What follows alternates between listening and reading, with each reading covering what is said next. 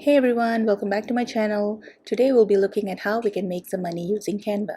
Now let's start by going into Etsy.com and type in bingo cards in the search. You will see a lot of results. Just click on one of these and you will find how many people have that item in their baskets and approximately how many people had already bought them looking at the reviews. Bingo cards are quite popular and depending on how you can make them, it will sell well as there is a demand for them. Just read through the reviews and try to find some gaps in the listing and the customer interest, and you will be able to come up with your own unique design incorporating some of the feedbacks given by the customers. You can try words bingo, numbers bingo, images bingo, or you can make a combination of these. It is actually limited only by your imagination. The key is to do some research and figure out what is selling and what is not, and see if there is any other innate requirements from customers by reading the comments and feedbacks. Note them down in your Excel sheet or WordPad and generate your bingo card ideas from there. Before we go on, please subscribe to my channel so that I can bring you more content like this. Thank you. Let's go into Canva now and see how easily we can create these bingo cards. Log in and click on apps and find bingo cards. Just scroll all the way down. There will be a lot of apps over here. You need to find the app called bingo cards. Once you find it, click on it and it will bring up this page. So you can either use it in your existing design or use it in a new design. Now you choose your workspace size and then you will come to this page. Okay, this will create your new workspace. On your left panel, you will find popular words category, which when you click will populate the white space below. There are a few to choose from. You can change or delete this portion according to your liking. You can enter as many words as you want. Think of a theme and you can even use ChatGPT to generate this for you. Then you can choose the grid size and the number of cards you want to create.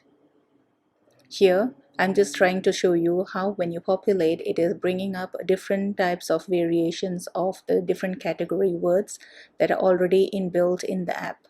So you can either keep them or add to them or replace them as to your liking. Or you can just simply start typing on your own.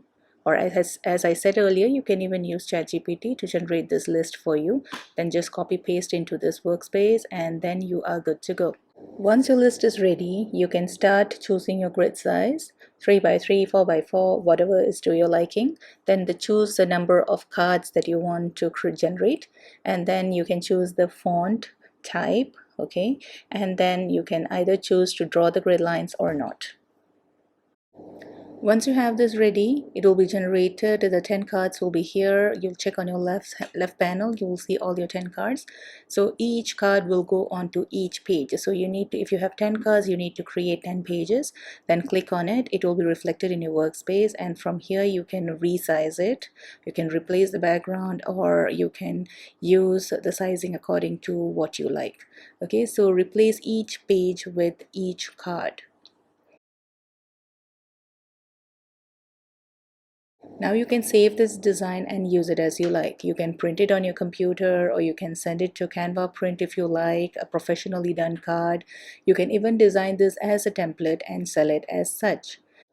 This is how you can generate a basic bingo card using Canva. However, if you want to sell them and if you want to make money, then you need to make sure that you do your research properly and you design your bingo cards in such a way that is aesthetically pleasing.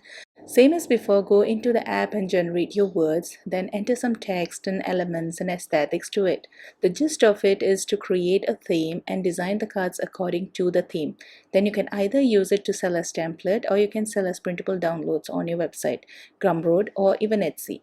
The only drawback I see to this app is that the words are generated in square format and there is no way of adjusting the cell size. So if you want more control over how you space your words, you can do this manually via adding the rectangles or squares where you can arrange the cells as per your liking and then design the aesthetics around it. Alright guys, thank you so much for your time. Please like, share and subscribe for more videos. Thank you. Bye bye.